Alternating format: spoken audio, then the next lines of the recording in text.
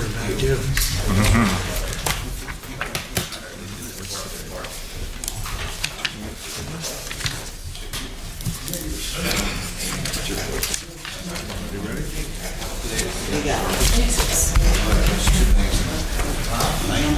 One second. Is Bill not coming in? Tony already. Is Bill coming in? Good evening, everyone. Welcome to the May 24th Wilkes-Barre City Council meeting. All rise. I pledge allegiance to the flag of the United States of America and to the republic for which it stands, one nation, under God, indivisible, with liberty and justice for all. Almighty and everlasting God, who presides over all things in heaven and earth, come and preside over these deliberations so that those that make the decisions may be guided by your wisdom. Okay, roll call. Mr. Barrett is excused. Ms. Gilbert? Present. Mr. Merritt? Here. Mr. Velasco? Here. And Mr. Brooks? Here.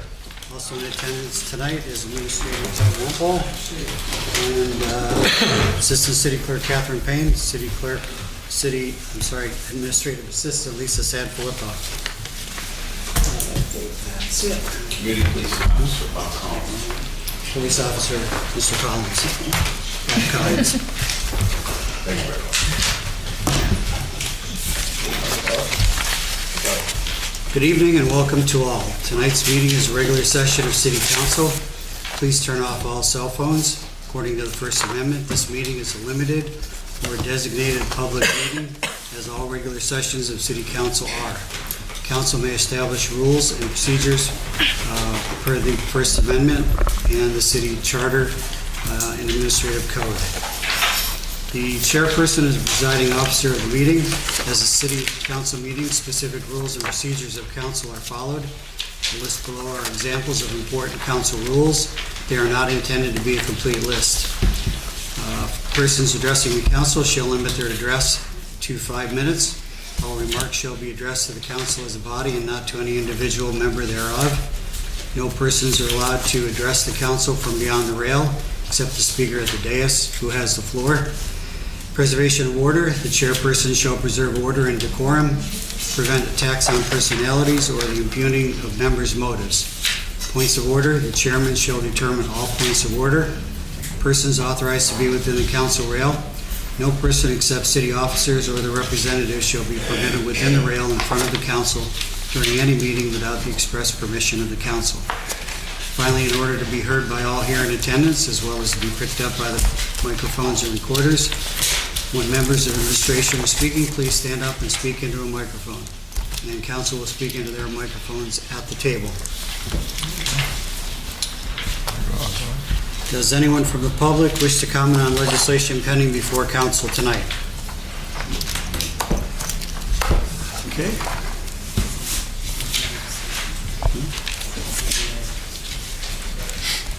Tom Dombrowski, property owner at 3 locations in Wilkes-Barre with my brother Ron.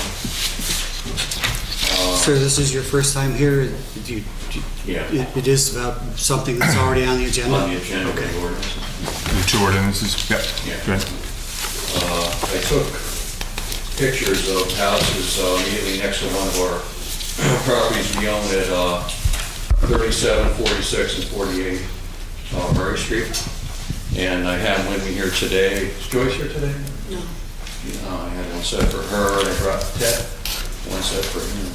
And one set for you, and one set for council too. Because you'd asked me about, now we had 2 sets of them before, that's one for him. Council copy. And then here's from the assistant coach.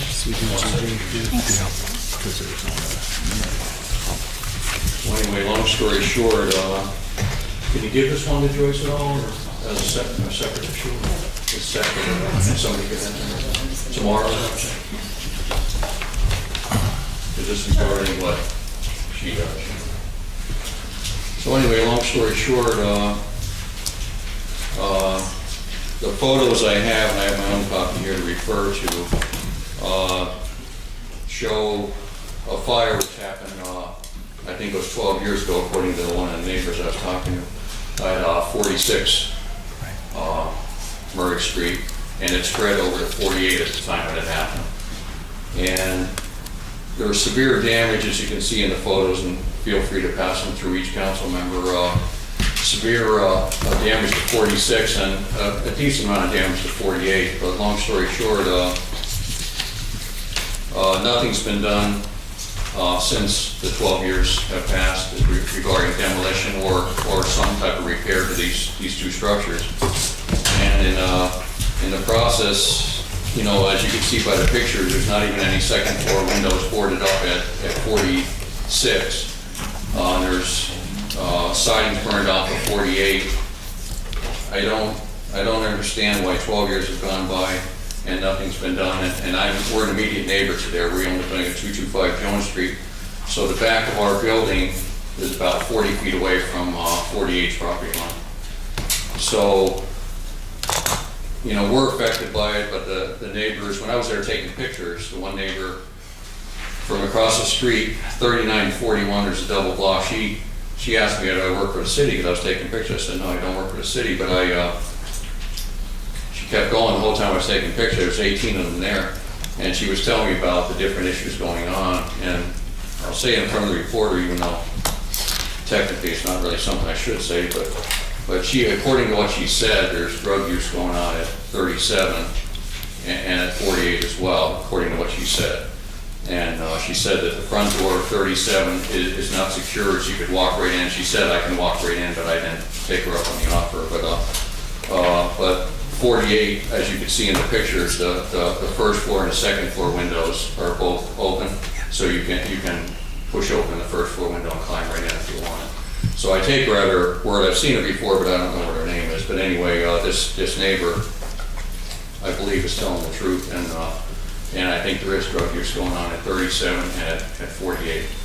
And based on that, I have a license in Wilkes-Barre as a commercial property owner, and based on that, what I understand the ordinance to be, if there's something like that, there's drug paraphernalia inside 37 and 48, as I suspect there is, and the police can very simply walk in themselves and confirm that, that at that point you can immediately close it down. That's my understanding. Is there a city attorney present? Yeah, I'm saying if you pass that by now, I believe I'm correct on that. But I also believe I'm correct on, again, I have a license in Wilkes-Barre, the only one, as far as I know, of a mixed-use commercial building in the city. As far as I know, I'm the only person that has a license. So based on that license, what I understand the rules to be when you have a fire, and Ted, you may know the answer to this, is you got, I think it's 60 days, either to repair the damage from the fire or to demolish the building. And at the end of 60 days, then the city has the right to condemn it and demolish it themselves. So the city's way past the 60-day deadline now that the property owner's allowed to demolish. Yet last time when I was at the work session, I hear about how the city says they're having problems with the owner. The owner has no relevance at this point of 46. There's no relevance at all. They have no legal right.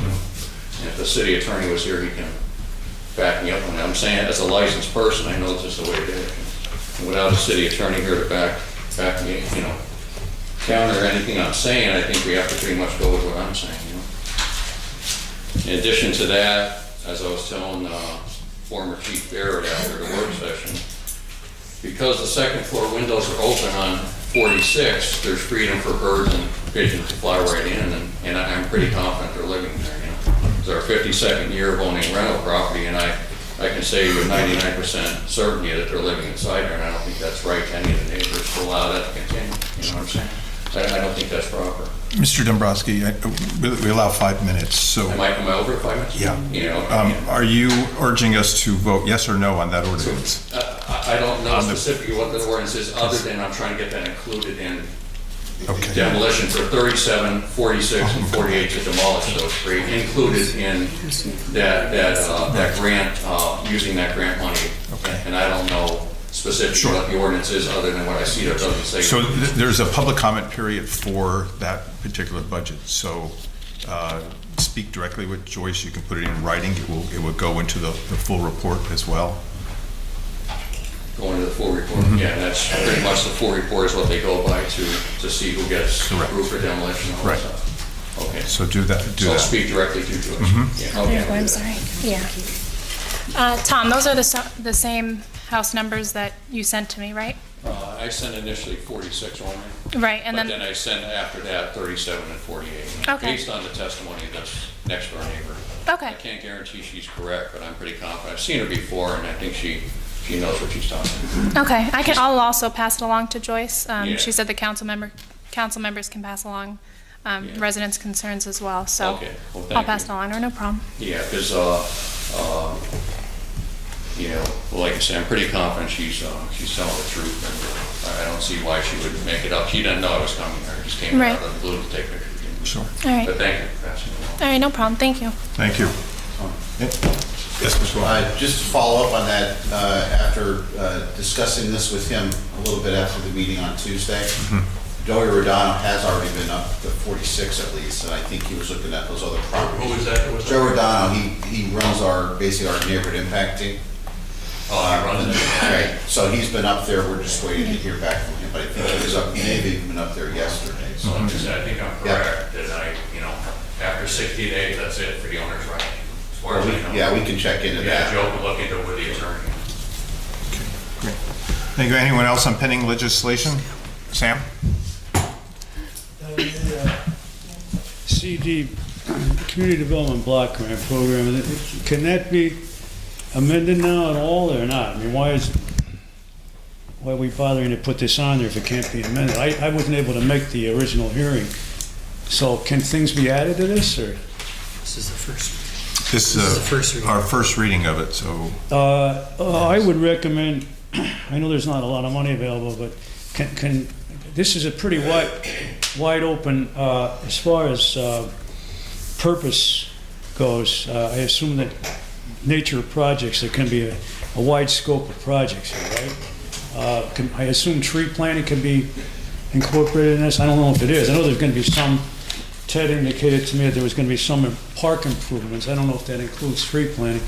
But I don't know if you guys were aware, there's a whole block, like 10 or 12 trees that were cut down, supposedly diseased, which I find a little hard to believe. Are you aware of this on Northampton Street, right by the First Presbyterian Church? Yeah, I saw some of those. Wilkes wanted to get rid of them. Yeah, I mean, I don't know if they're really diseased. It's hard to believe they were all diseased.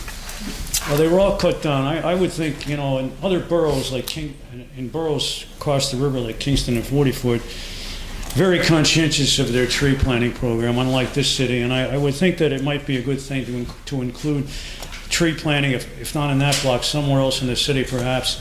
I know the Tree City USA program is, I guess, something that the city is pretty consistent with, but I would hope that some degree of tree planting could be incorporated into the CDBG. I don't assume that, can anything be set aside for transportation? Now, I know that sounds a little far-fetched, and I know infrastructure is included. But I'm trying, last year, I don't know if you remember, I tried with the school board to no avail to arrange for, we don't have a swimming pool in this community. We have a splash pad, which is not even working half the time. And it's claimed that their attendance has been poor and so forth. But I guarantee, I think that it would be a good idea to find some money, if not in the CDBG, somewhere, just for once or twice a week to bus kids and adults over to the west side where there is an operating pool. I don't think that's asking, it wouldn't cost a lot of money, and I'm going to bring this to the mayor's attention if you guys don't do anything about it. I don't think that summer should go by, especially if summers are getting hotter, that kids should have access to swimming. I mean, the splash pad doesn't cut it, in my opinion, so I hope that can be included. In the time remaining, on the file of council number 5, Ted, I don't know if you can enlighten me. I really think that, is council aware? I mean, I'm in the dark here. How is this thing going to be amended? What is going to be the result of this amendation, if that's what you call it, of Chapter 2 of the Code of Ordinances? In other words, are deals like the Sterling going to be facilitated? This is what disturbed, not the nature, not the person, the company who's taking over necessarily, but the way the deal was managed, as I indicated. I would just wonder if there are no specifics provided here. I know you mentioned something in the newspaper. There was a quote there. if council's not aware of any specific changes, then this thing really should be stricken and should not be voted on until specifics are put forward. I mean, I would like to know, as a taxpayer and a citizen, what is being changed here, if anything. I mean, could you provide us with that information, Ted? I guess that's all I have. I would just be curious to know what the changes are. And I mean, they should be listed. I'm surprised council doesn't ask that, of Mr. Wampole or the mayor to list the specific. Do you know about this? Do you know what the changes are? I don't. Oh, you do know what the changes are. So you guys discussed it Tuesday, I guess, or whatever. Yeah. But this was not made public until now, and it's not specific. I'm a little disturbed by this. There seems to be a consistent deterioration of transparency in this body, as there are in a lot of other governing bodies around here. And this is one indication of it. I mean, I didn't read anything in the paper to this effect, to what these specifics are. So if you can enlighten me, Ted, on that, I would appreciate it. Mr. Troy, your first part about the trees. Wilkes University had a public meeting about the trees. They removed 50 trees and are planning more than 50. They had a meeting The about- ones on Northampton Street, they have to, of course, get the stumps up before they put the new trees. And of course, you've probably seen all the brand new trees that are up and down South Franklin Street. Also, to that point about trees. They were diseased or not? Yeah, Okay. they were diseased. You know Vinnie Catrone from Penn State, the chief forester for Penn State? I know about him. Yeah, he signs off on them before they go. They greatly disturbed me too. Believe me, I am definitely a tree hugger. There were some big sized They're- trees. Yeah, they were very You big. can see the stumps, the big circumference. So once they remove the stumps, they're replacing those trees. There's also been ongoing talks with the administration of reforming and reconstituting the Tree Shade Commission so we can get a better handle on what I think is wanton destruction of trees by the utility company in town as well. They just destroy them, make them look ugly. Right. I think it affects the way your street looks. I would think most people agree with me. You like to live on a tree-shaded street, and now they chop off the tops of them, and I've seen some of them on South River and Ross Street where they're very distressed since they've been cut or pruned 2 weeks ago. But that's the Wilkes issue. As far as the issue related to file number 5, if our city attorney would like to speak to that. Yeah, so Sam, what that ordinance relates to is the city is just formally codifying their Can you speak into the procedure. mic, please? I'm sorry, I can't. Sure. So what that ordinance is relating to is that the city is formally codifying their procedure for when they acquire and sell real estate. So, It's just a codification of the procedure. correct, that It's the just a procedure, formality, really. correct, of the procedure that they've Okay, so nothing's always, changed for the better or the worse no. in terms of how the city will sell real estate. Correct. There's always a resolution put forth to council to approve any transaction. All right, that's good to know. Anyone else have any comments from council? Sam, regarding the busing to the west side pool, that's not necessarily something that I don't think the city could do, but have you gone to the county about it? What's that? Have you gone to the county about the no, bus I situation? Only because I know they do have a program where they bus students from up to Francis Slocum. So that might be something that they would be willing to undertake too. So you don't think it's a feasibility with the city? Just because the county already seems like they have a good system in place with that, I would recommend going, that route. It might be easier. Keep some of these kids off the streets, it would be Yeah. helpful too. No, I agree. So, thank you. Mr. Walsh. Thank you, Mr. Troy. Anyone else on pending legislation? Seeing none, thank you. We'll move into our votes. Okay. First is the consent agenda resolutions. And Ms. Gilbert? Yes. Sorry, motion and a second is needed before the vote. A motion. I'm still enamored by Mr. Troy's presentation there. Lost my head for a second. Okay, got your Might as well, right? motion. Okay, second?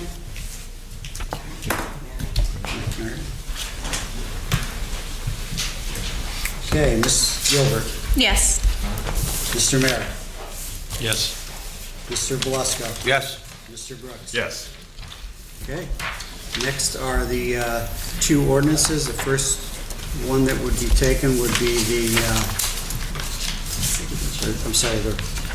CDGB program. This would be first vote. Motion second and vote. Motion. Okay, Mike Belusco. Second. Mike Merritt. Okay, Ms. Gilbert. Yes. Mr. Merritt. Yes. Mr. Belusco. Yes. And Mr. Brooks. Yes. Motion passes. And the second resolution would be the sale or lease of city-owned real property. And that was just explained by Assistant City Attorney Maureen Collins. Motion second and vote is needed. Kath? Okay. And, I'll second.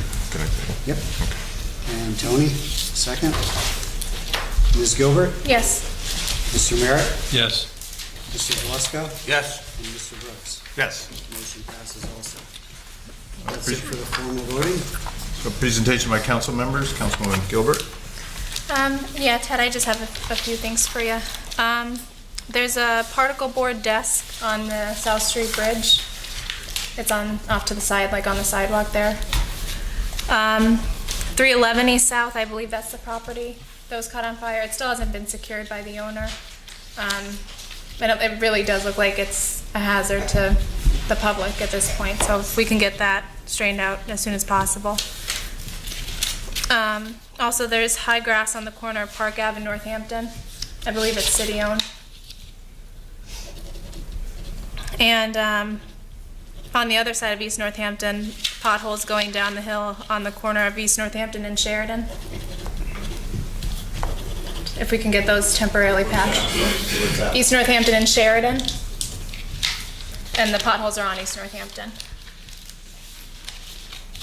And that's all I have. Thank you. Councilman Merritt. Yeah, just one thing since Tuesday, Ted. High grass at North Washington at North Street. Right before the lot, it's probably about 3 feet high. That's all I have. Thank you. Councilman Belusco. Ted, I got a phone call today from the owners of Wet Paint. Apparently in the back of the building, someone dumped a load of a couple ton, is what he tells me, of bricks. He doesn't have the capability of removing them. I guess it's along the railroad tracks in the back.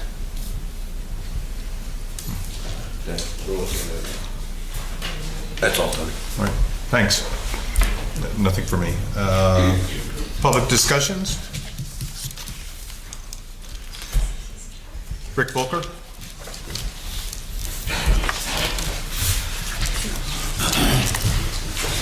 First of all, thanks for taking me first. My grandson graduated from Wilkes. We got a very important meeting at our party at 6 o'clock. Congratulations. This is an update on the halfway house in Parsons.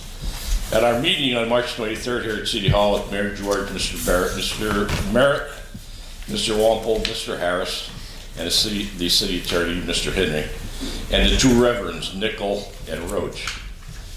Both pastors denied that these men are ever part of the Keystone Missions Life Change Program. Let me refresh you on what this Keystone Missions Life Change Program is. The Life Change Program is a men's long-term residential addiction recovery program. We're also told at these meetings that there were no men at this house that ever had or have a drug or alcohol-related problem. At our Crime Watch meeting on April 19th, Reverend Nickel admitted these men were a part of Life Change Program in the past. We're told at our meeting at City Hall on March 23rd and at our Crime Watch meeting on April 19th that no women were allowed at this house. On 4 occasions, and we're making it 5 because I was just texting while I was here, there's 2 women at and in the house right now, seen by a number of neighbors. They reported it to me. And the only reason I bring this up is because they definitely said no women allowed at this house, and it's happening. Again, at both meetings, we were told there's no plans bringing in new residents. The fact is, there's a new man seen at the house a number of times. And I want Mr. Barrett to check into it. Maybe you could check with them and see if this house has been inspected. If they have a new man in there, as you people know, once a resident moves out, or once a resident moves in, the house needs to be inspected again. We know there are lies being told to us by these men of the cloth. Reverend Nichols, in Reverend Nichols' words, these men are upstanding citizens. Upstanding citizens do not need a supervisor 24/7, which they have. They're not allowed to have women in the house, and some or all of these men have been a part of Keystone Mission's Life Change program. We're asking these reverends to tell us the truth, that this home is a halfway / sober house, so we really know who our neighbors are. And again, I want to thank you, the members of council, for your attention to this very important matter to the residents in Parsons. Thank you, Mr. Welker. Any comments? Thank you. All right, thanks, sir. Thanks, Rick. Denise Thomas?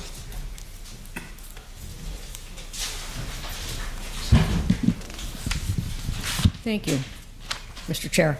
Good evening, everyone. Thank you for allowing me to speak tonight. I come to you tonight to ask for some sort of resolution regarding the issues that have plagued my neighborhood and community for nearly a decade.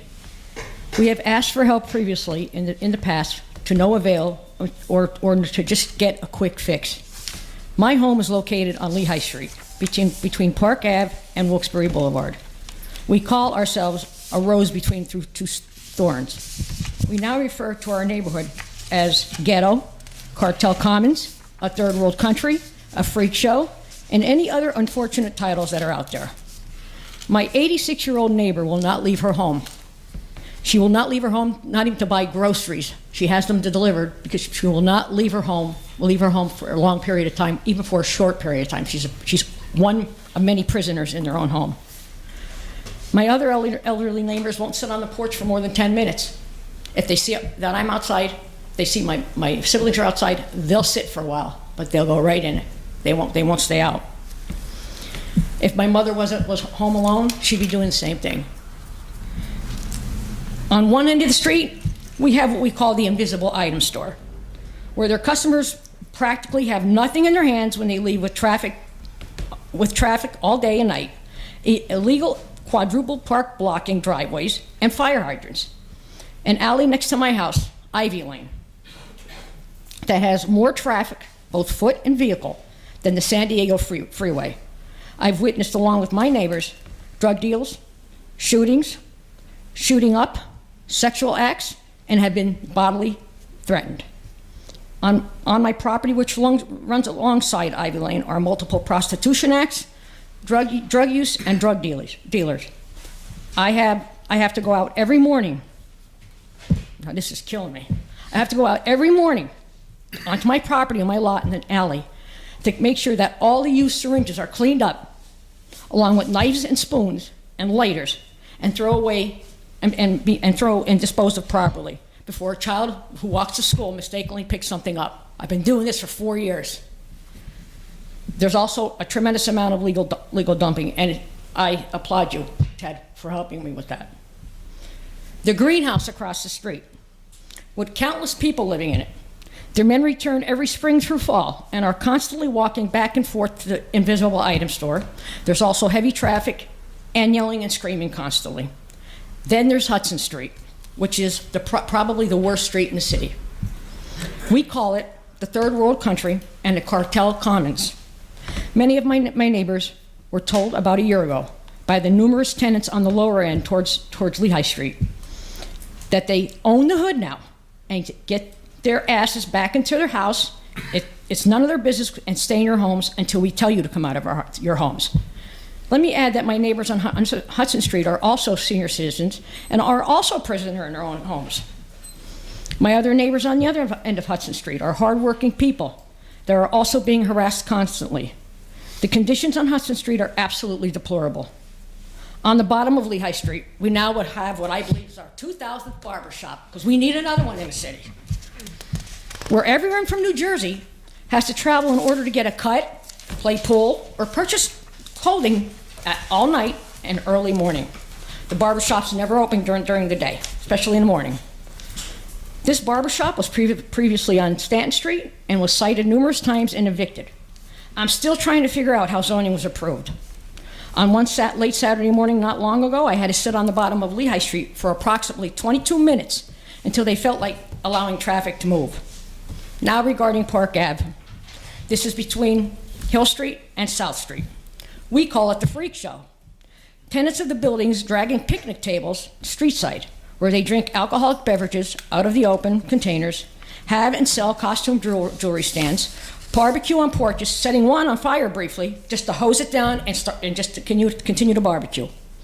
May I add that open containers and all-night partying is normal in all parts of the neighborhood. Let me close with this. Up until 2 years ago, we would call 911. We don't anymore. This is bigger than us. This is bigger than our local protectors. We need to take our community back and open the road to communication. We don't have that any longer.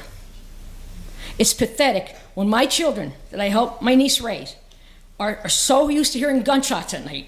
They know exactly where to go in my home to stay protected. It's heartbreaking when our very large, close-knit family have left the city and are now afraid to visit my mom after dark. I could go on and on. I have nearly a decade of stories to tell, but I'd be here for more than 5 minutes. I thank you for allowing me to speak tonight, and if anyone has any questions, you can ask them. Thank you, Denise. First, thank you so much for letting me to sit on your porch Monday night and Everyone's invited to sit on the porch. witness the horrendous amount of traffic, that alley on the side of your house, what, 25 cars in 1.5 hours on Monday night? You were there on a slow night. That was a slow night. Yeah.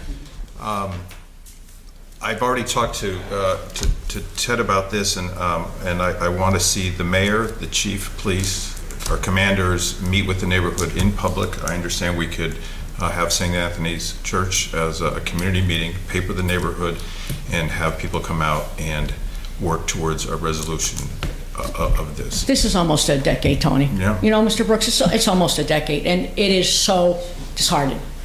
Just found out this week that two of our neighbors that have lived for 47 years on Park Ave, who's adjacent to our alley, Ivy Lane, they're leaving. One's going to Lancaster County, one's going to Mountaintop. So I would appreciate anything anyone could do. I will not return. I've been complaining about this, and everyone knows it for a decade. I will not return. But you have my statement. I think something needs to be done about it, because it's like the OK Corral where I live, and that's light. I'm stating that lightly. Bobby Collins knows, he's there all the time. He's ticketing cars. The last couple of weeks he's been there. He's cleaned it up a little bit, but it's out of control. And I mean, it's our people that, it's not the people that own the homes, it's the tenants. It's the tenants that are doing this. So I'm begging for a resolution, and like I said, I won't be back. I respect all of you as council members. I know you have a huge job ahead of you, but I'm finished. This is it. So, and Beth, I know you're pretty aware of what's going on down there too. Yeah, it's you know, as you know, I live on the opposite end of Lehigh, and it's just amazing how different one street can be. Right. And just to add, you're right, because my brother lives up by you, and Yeah. my sister lives up by you. Right. And my sister and brother will sit It's on like the night porch, and day. and they can't believe what goes on down in our area compared to theirs, and Right. only 3 blocks away. I know, when I was the park supervisor, I would supervise Iron Triangle. And I remember my mom was even fearful of me going even down at that park. Yeah. So that's another, caveat to this situation is we have children down there. And We have a nursing home up the street, we have Yep. high school, and like you said, we have a playground. yeah, so I'm, and open to any suggestions at this point. And even though it's, Mr. Brooks's district, I am interested because I do live, right there. appreciate it. So Thank you, everyone. thank you, Denise. Thank you, Ms. Thomas. Any other comments? Chris Dakota-Langen?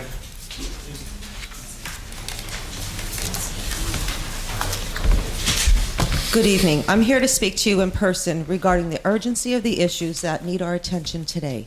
They are extremely similar in regards to Mrs. Thomas here. We have many streets in the city that are disturbing, and I hear you speaking amongst yourselves saying, I'm aware. The problem is I don't want you to be aware. I want action. I'm here regarding 3 specific areas, specifically Hudson, where I own property at, Lehigh, Ivy Lane, and Park Avenue. They are a hot mess. They are horrible. I'm inviting each and every one of you to drive down the street this evening after you leave here. Take 3 minutes of your time and drive down and watch and experience what everyone is seeing every single minute. I'm the property owner and I have to pay my taxes for a house that has less than 80% of its assessed value by you and the county. If I don't pay my property tax, I'm fine. Eventually, it gets taken away. No one with values is going to look at renting my property. No one. I've tried to rent it to good people, nice citizens, ones that I'm getting positive references from, and unfortunately, they turn into be part of our problem. I now have to keep it vacant. It's been vacant since February, since there was a murder in the house. I called the city. I got questioned, what did they want me to have them do? Well, first of all, I want to see you maybe come through my house. I'm offering you to put the NIT team in. 3 days later, there was a murder. Imagine waking up at 5 o'clock for work, turning on TV, and then what do you see? Your house that you own on TV, that there was possibly a double murder at that time, but it, unfortunately or fortunately, only turned out to be one. We have a serious issue. I've contacted each and every one of you this week via email. I didn't get any returned back, so I'm assuming you each received them. Only one individual from council honestly called me back and actually spoke to me numerous times, and that was Mr. Brooks. Mr. Collins in the back, Officer Collins, also reached out to me, but no one else took 2 minutes of his or her time to say, hey, Krista, we're on this, or Krista, we're going to see what we can do, or Krista, come to a meeting. Not one person. I find that very alarming, very alarming. I'm not interested in if you are representing this area or that area. We're here as a whole. We're here as a community. Everyone's getting paid by all of the tax dollars that are getting put in, so it's a whole thing here. If we don't take care of this now, you think that it's not going to spread to your area? How would you feel to be a prisoner inside of your home? It's not a great feeling. So I'm really tired of hearing that it's going to be done. This needs to be done today. It doesn't need to be done in 6 months, 9 months, or 3 years of watching a house. Get our NIT team like it used to be, bust through the houses, saturate the neighborhoods, and take care of business. It's past time. But once again, I'm asking you, after the meeting this evening, get in your cars, drive down Hudson, drive down Lehigh Street, and take a look around. And you'll have somewhat of an idea as to what it is. Don't ever drive around before 5 o'clock. They're still sleeping. You got to hit that 7 o'clock. And it's a holiday weekend. Business will be booming. And as I'm closing, I would like to find out in regards to opening up a business. Is it just a license that you're looking for just to receive the money? Or do you actually go in and do you actually look at and see if everything is being followed according to the type of business? If I open up a nail salon, the Pennsylvania has specific guidelines, and it says I have to have X amount of chairs with X amount of spacing. I have to have, so much privacy, so much in bathrooms, etc. Do you follow these same type of rules, or do you just follow Wilkes-Barre city ordinances? And then when it comes time for renewal or for moving from one location to another, do you look to see if there are complaints? Do you look to see if any type of follow-up on them? Do you do any follow-up on them? These are things that we as a community and you as our leaders here need to step up and start doing. It's time to start talking. Elections are coming around. You can't keep promising the people. The voters aren't going to keep it going. You need to start acting on your words. Thank you. Any comments? Yeah, as I said to Denise, I live on the opposite end of Lehigh Street. I'm well aware of the issues that are occurring there. And the way the districts are separated, we tend to delineate the responsibilities just so it's not all on one council member, to take care of the entire city. So that's why Mr. Brooks has been, the primary contact for this area, because that is his district. But, that doesn't mean that we all aren't, working on a solution to this or anything like that. And But how long do we have to honestly wait for a solution? I know, I agree. It's 10 years. Right, and It's 10 years. right. That's all I can keep telling you. How do you want to I mean, seriously. No, I understand completely. We need to start working, and we need to start working together. No, I understand. And, you know, at this point, it's a bigger issue than council. You know, it's... We have a district attorney. We have Pennsylvania State Police. Correct. We have national police. Get on the phone. We have Matt Cartwright. You have all your higher people in politics. Right. Get on the phone. Right. And, yeah, and I'm sure that Mr. Brooks is working with the police, you know, and the chief to help with this issue, but it's not going to fix itself overnight, but it's going to get there. But I'm unfortunately not going to be like Ms. Thomas. I'm going to come back next time.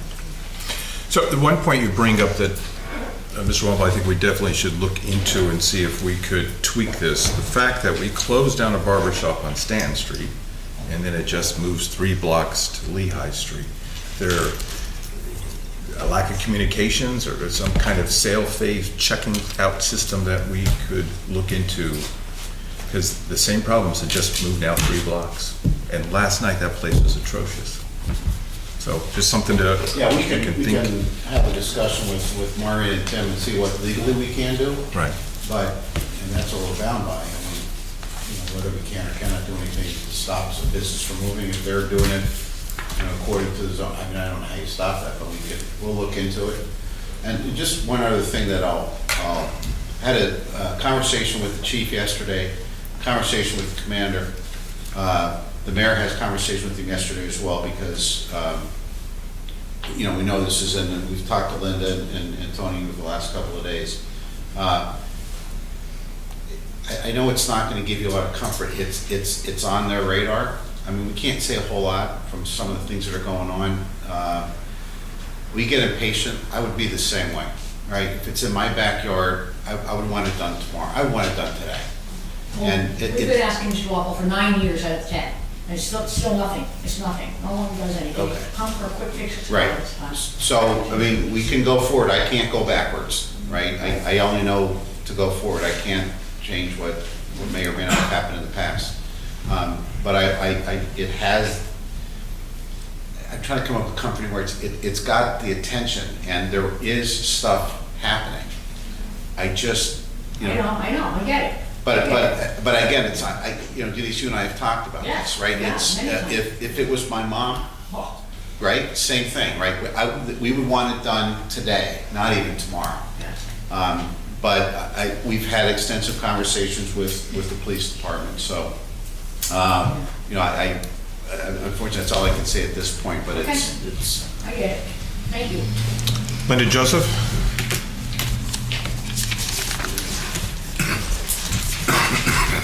Linda Joseph.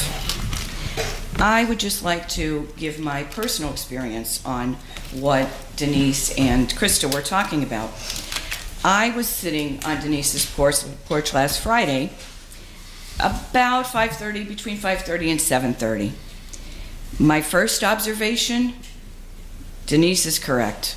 The number of vehicles that I saw up and down Lehigh and in and out of Ivy Lane was phenomenal. First of all, in my opinion, Lehigh should never be a two-way street.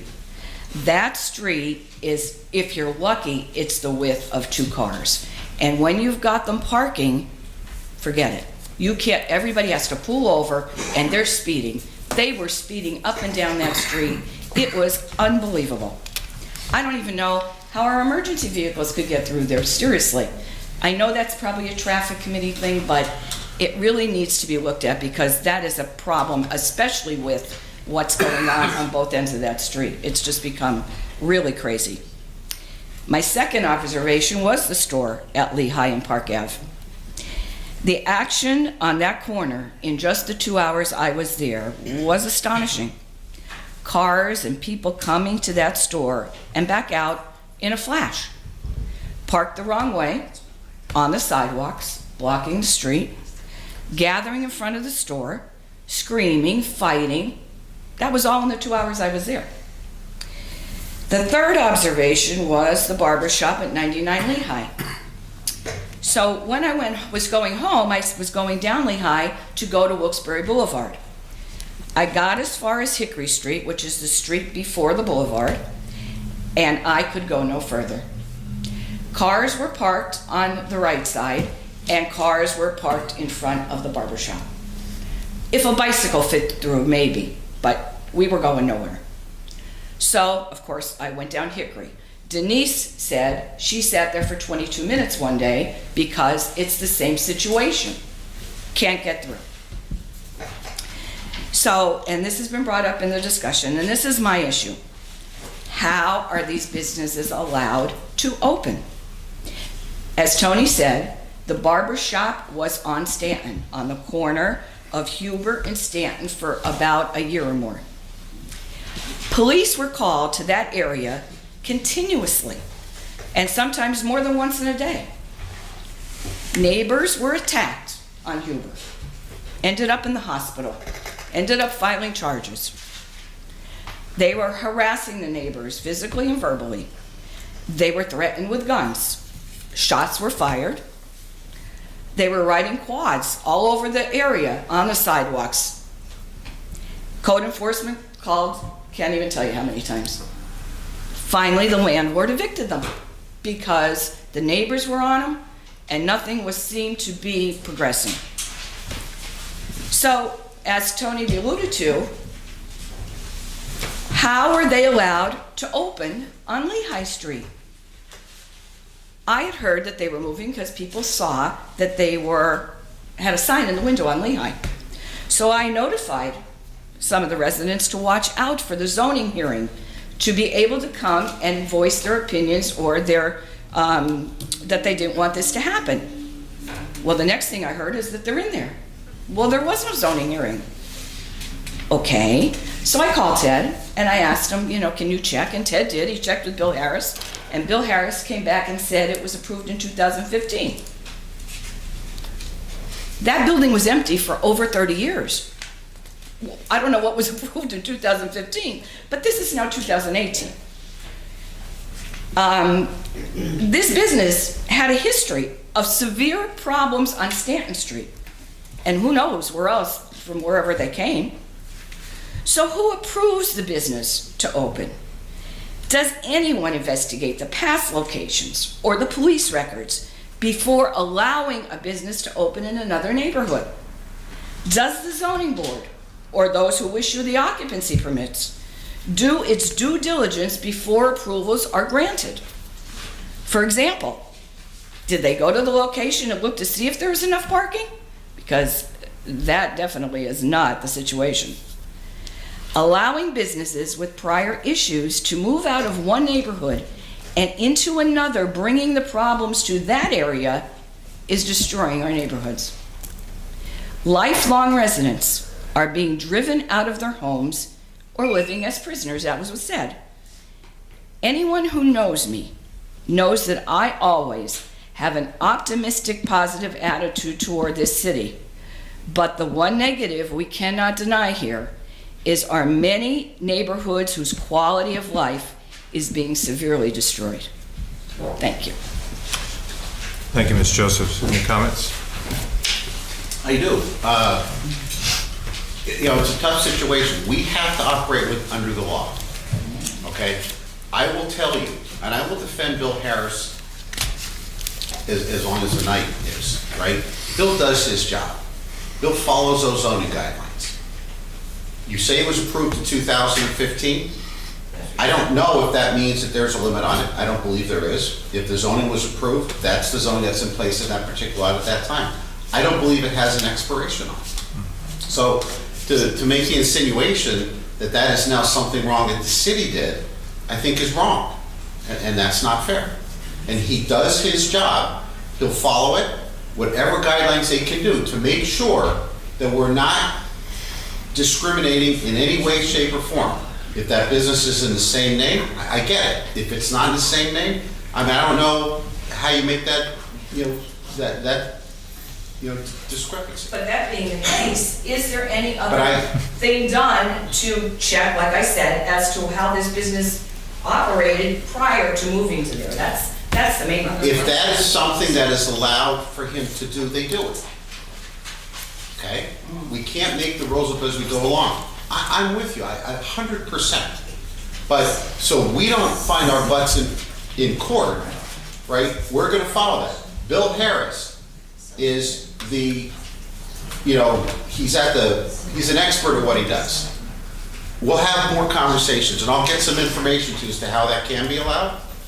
But the insinuation that, you know, the city looks the other way, I'm offended by that. No, that's not it at all. But the fact is that leaving people just, and you are following the rules and guidelines, but maybe something needs to be changed, because you can't just keep allowing them to move from one neighborhood to the other with the same issues. And that's a great point. Maybe something needs to be changed. Right. But we have to operate under the guidelines and the laws that are there now. I don't disagree with that. But, what you said, you gave the insinuation that the city has looked the other way here, or we're just interested in taking in licensing fees. That is the farthest thing from the truth, and you know that. Yeah, that's not good. The other thing I will ask is, again, we can't go back. But I do know this is on everybody's radar. So I'm gonna, Denise left. She got it. So what I'm gonna ask is, and pass this along to Denise as well, and I hope they use this tomorrow. Bob, correct me if I'm wrong, see it, report it. I know she said, years ago, nothing happened. We can't go backwards. I'm telling you, this is on the radar. If you see something, you call. I'm going to be up there on Saturday, because she invited me up there, and I will say it. But I don't, only because she asked me to go up, and I know Tony and I talked, and Lynn and I talked about this. But if you see it, call it. I'm telling you, report it, please. Bobby, right? I mean, correct me if I'm wrong. Yes, that's true. That's true. If you call, let me stand up here. If you see a crime taking place, or something taking place that's suspicious, you should call 911. A lot of times the police aren't going to get there in time. A lot of times they're tied up another call. But the way it works is sometimes we get lucky. You call, that police officer's coming right down Park Avenue close to Lehigh Street and is able to see what you're talking about. A lot of times arrests are made by bad luck. I was in that area the other day. Stopped a couple vehicles, parked on that corner. They parked right on the corner there where you can't make that turn. The fire hydrant's there. There's two signs indicating that they can't park there. So the one guy gets a ticket. The other guy that's coming up Lehigh, traveling east, he wants to stop his vehicle, exit his vehicle and go in the store. He's stopping the travel lane. Well, that guy was in worse shape. He had an expired registration. There was marijuana in the car, and he had a gun in the car. So what I'm telling you is that call. You have to call. A lot of times we won't get there, but sometimes we will get there. What I'm going to do is I'm going to concentrate on the area, and I'll concentrate what you're talking about is parking violations, because they think they could park, people think they could park anywhere on that street. And like you said, on the bottom end by the barber shop, I didn't see that yet. Specifically when I'm working like a second shift there, when you're talking about that 5 o'clock on, because in the daytime, there's not a lot of action there. But at nighttime, things happen. So that's my promise to you. Any other comments from council? But my point is, you understand, this is as much on the radar now as it has ever been. And again, I'm with you. If it was my mom, it was my house, 100%, I get it. So work with us. And you talked about NIT team. The NIT team did a hit on Lehigh last year, where the greenhouse was, right around there. They also did a hit on Hudson Street. So that's not to say there won't be another NIT hit coming in the near future. So, the entire team is on this. So, when you see something, report it and let them know what you see going on. I just have two quick points. Just to echo what Officer Collins said, I know from my own experience, just keep calling 911. I know it's exhausting. I hate doing it because I feel like I'm an annoyance, but you got to keep doing it. As far as Lehigh Street, your point about it being a two-way on that, I have no idea what. I spoke to Bill Harris about this before because I live on the opposite end of Lehigh, and all of Lehigh is a one-way except that one block. So I was actually told that it might actually be a mistake that it's a two-way, and the one-way sign might just be like MIA for many years. So I think that that's something that we might need to look into. You know, even if it has to go in front of traffic committee again. I'm not sure why that's a two-way street at that point. And they're absolutely right. Because it's a one-way every other block. Yeah, so. and it's a narrow street. Yeah, It so really I genuinely think that's an oversight. So, but yeah, that's all I have to say. I think that's an easy sell to the traffic. I think so. Thank you. Pam Elliott? I'm also here too about Park Ave. 5 properties on Park Ave. 150, 152, 154, 160. Bellis's property, which is right next to mine. I'm right across from Ricky's Pizza. I'm stuck right in the middle there. And I put up with him for 20-some years. Him and his trash that he gets in there, his tenants and that. I'll call the city because nobody comes down and checks on the tenants. They're in and out of there. The double block next to me, trash all in the backyard. We have bed frames, we have couches back there, we have storm doors. 150 should be condemned. That is a fire hazard. A fire hazard. There's nobody that has lived in that property in many years. And what the double block is doing next to it is throwing all their trash into 150. And then on 165 and 167, the double block down there. They sit out there all hours of the night with their green Cadillac, blasting their music and drinking. The same with where Georgie Brandt's barbershop used to be. In there, there's traffic in and out of there all the time. The police can't be everywhere, but something has to be done. I mean, I walk out my back door that I want to sit on my deck or even try and enjoy my pool, and I'm surrounded with garbage. And I have a stockade fence there, and I can still see it. I mean, I shouldn't have to live like this. I shouldn't have to move out of my house and start over at another property. When I mean, you know, it's getting to the point where you don't want to leave your house.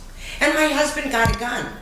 I don't want a gun in my house, you know, and it's just, something has to be done, especially with those properties. They come down with their little notebooks and they write their little notebook and something's going to be done. They've been doing that for years and still it's the same old nonsense. And with Hudson Street, my sister lives there. I grew up there. We all grew up together down there. And it's excuse my mouth, a shithole. That whole area anymore is terrible. And, you know, my sister, with the shooting that was there not too long ago, they went on her property and everything. And, you know, nobody should have to live like that. Nobody. No. So, you know, if you want to have a meeting about what could be done and what as us homeowners could do, I'll be more than happy to get involved. But something has to be done. Something. Thank you. Thank you, Pam. Any comments from council?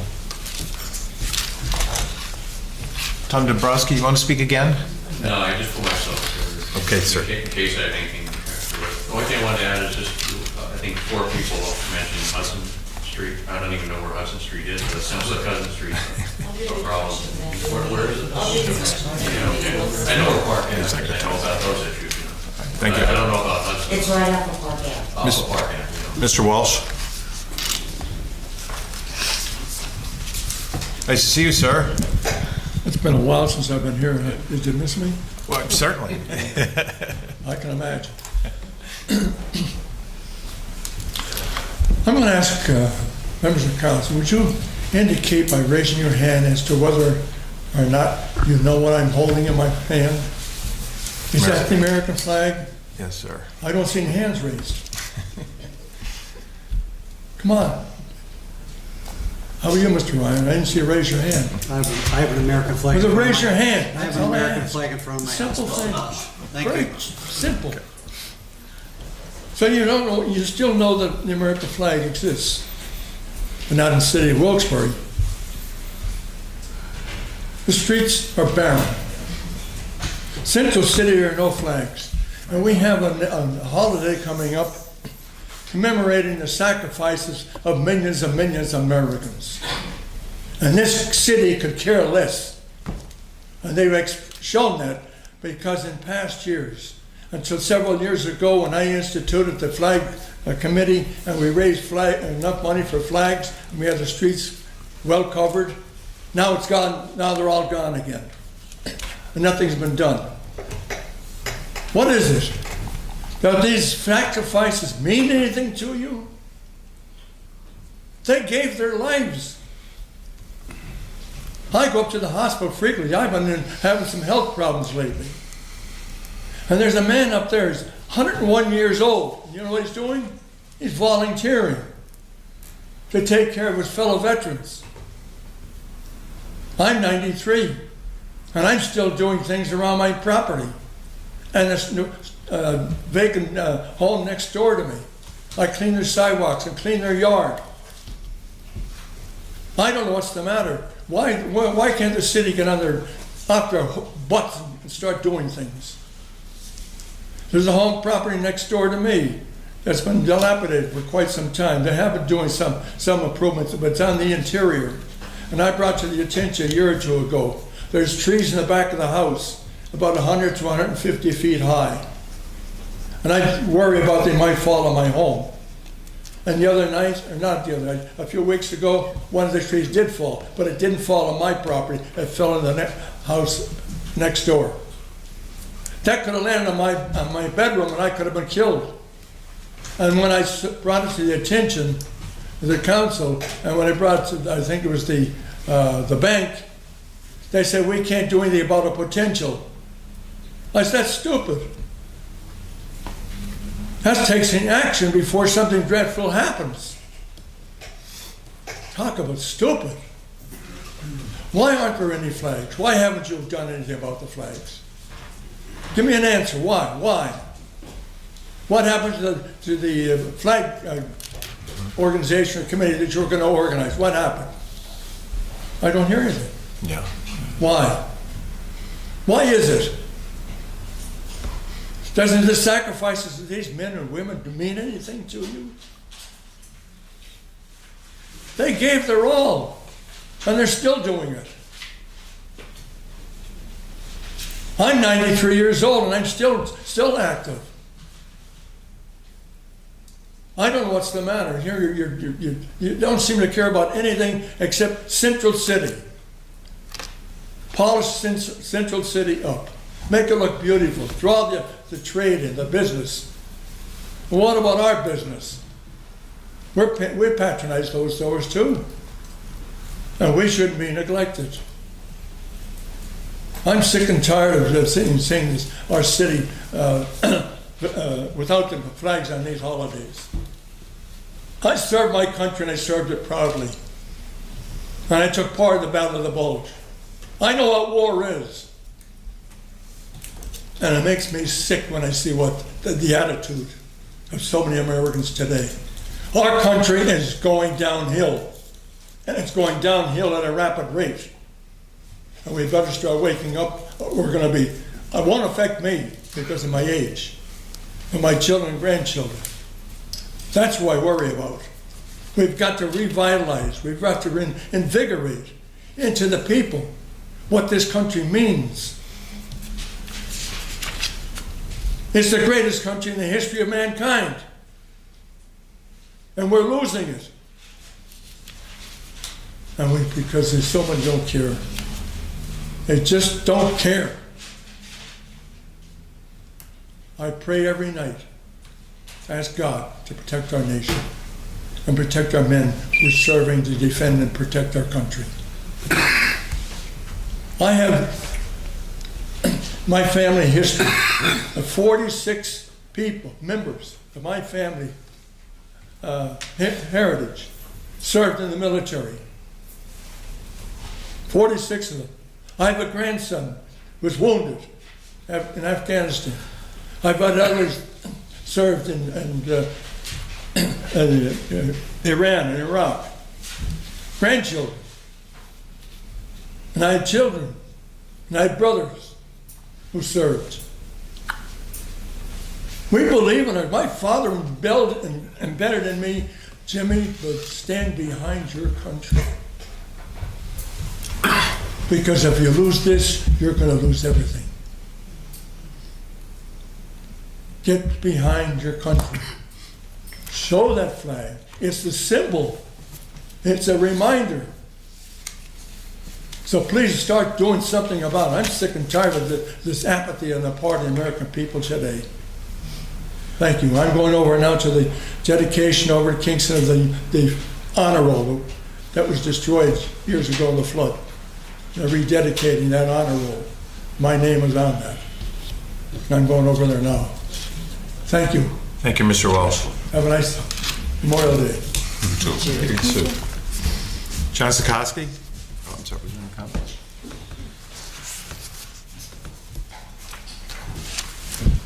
John Tosky, Almond Lane. I just want to speak on the situation they have in Hudson Street in that area.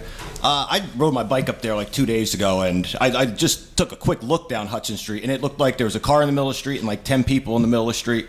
I just remember thinking when I was riding my bike up the street that it looked like, you know, nothing was ever enforced down there. So I know that like a year or two ago, you guys had something up in this section of town where they took the state, federal people, and local cops. I know Mr. Collins was there, Mr. Wampel was there, where they walked around the neighborhood. Would something be able to be done like that, where you take state, federal people, like you did that time, and walk around that area? Because that really needs, you know, you need a show of force in that area, my opinion at least. What I want to talk about is these sober houses that are happening. I seen there was an article in the paper, but Bob Kalinowski wrote, and I seen something on Last Week Tonight with John Oliver, you know, kind of touching on those situations.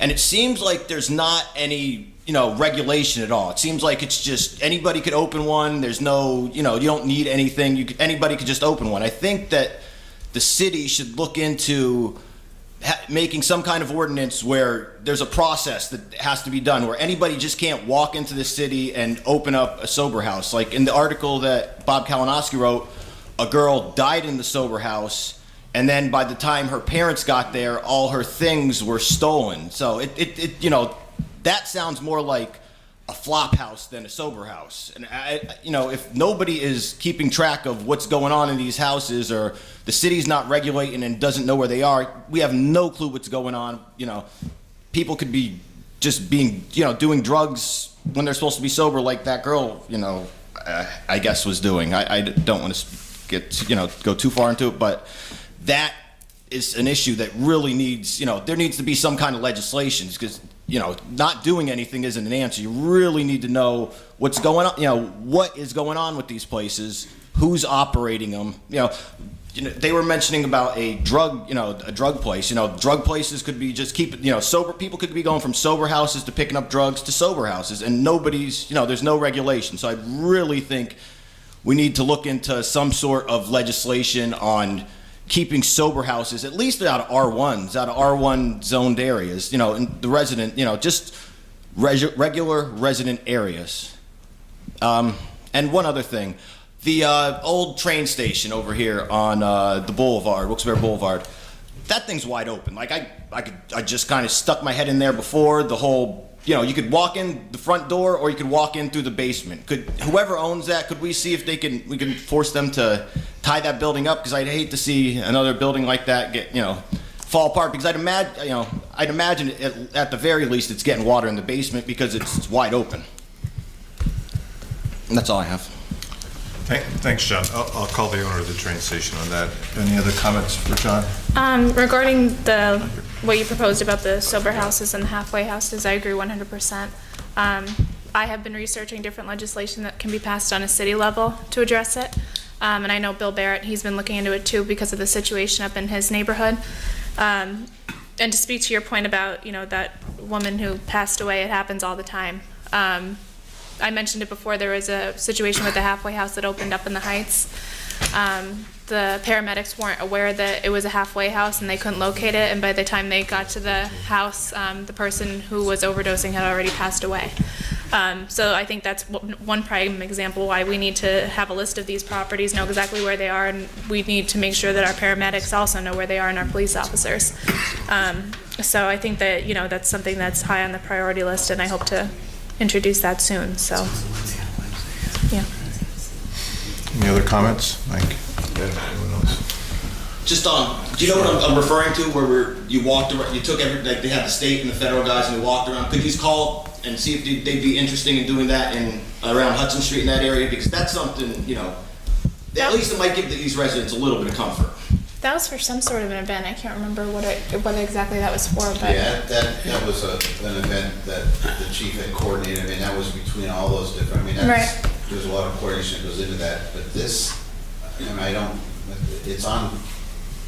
got a lot of the attention of a lot of people. Right. And I don't want to say a lot. Yeah, but you know what I mean? Could get some kind of show force, just because, I see that street, it does. John, obviously, we can't tell you exactly what's going to be going on up there, so. Yeah, no, but just something, I'm not saying something public that you guys could, get out in front with. Thanks, John. Thank you, John. Any other comments? Please note, our next council meeting is, we're generally a Tuesday, Thursday, so it's a Monday and a Wednesday, the 11th and 12th. The 11th and the 13th. So it's the 11th and 13th, a Monday and a Wednesday. Hope to see you then. Motion to adjourn? Have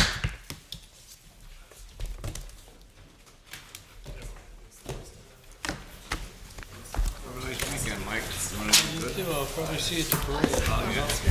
10 o'clock. He wasn't in the last one either. No, until we know.